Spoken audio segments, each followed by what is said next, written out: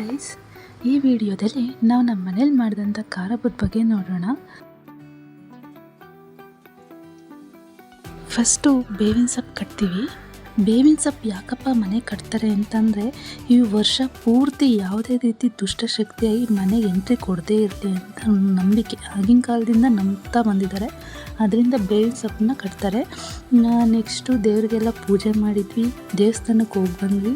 ಇದ್ರ ಮಧ್ಯದಲ್ಲೇ ಒಂದು ರೀಲ್ಸ್ ಕೂಡ ಮಾಡಿದ್ವಿ. ಎಲ್ಲ ಪ್ರಿಪೇರ್ ಮಾಡ್ತಾಯಿದ್ರು.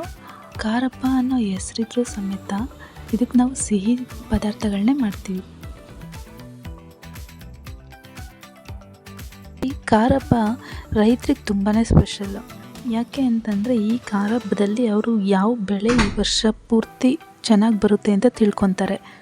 ಅದಕ್ಕೆ ಅವ್ರು ಏನು ಮಾಡ್ತಾರೆ ಅಂದರೆ, ಒಂದು ಮಡಿಕೆಯಲ್ಲಿ ಎಲ್ಲ ಧಾನ್ಯಗಳನ್ನ ಹಾಕಿ ಎಲ್ಲ ದೇವ್ರನ್ನ ಕರೆಸಿ ಅದಕ್ಕೆ ಪೂಜೆ ಮಾಡಿ, ಅದು ಪೂಜೆ ಮಾಡಾದಮೇಲೆ ಆ ಮಡಿಕೆಯಲ್ಲಿರುವಂಥ ನೀರನ್ನು ಚೆಲ್ತಾರೆ. ಅದರಲ್ಲಿ ಯಾವ ಧಾನ್ಯ ಫಸ್ಟ್ ಬರುತ್ತೋ ಅದು ಈ ವರ್ಷ ಪೂರ್ತಿ ಅವರಿಗೆ ಕೊಡುವಂಥ ಫಲ ಆಗಿರುತ್ತೆ ಅಂತ ನಂಬ್ಕೊಂಡು ಬಂದಿದ್ದಾರೆ.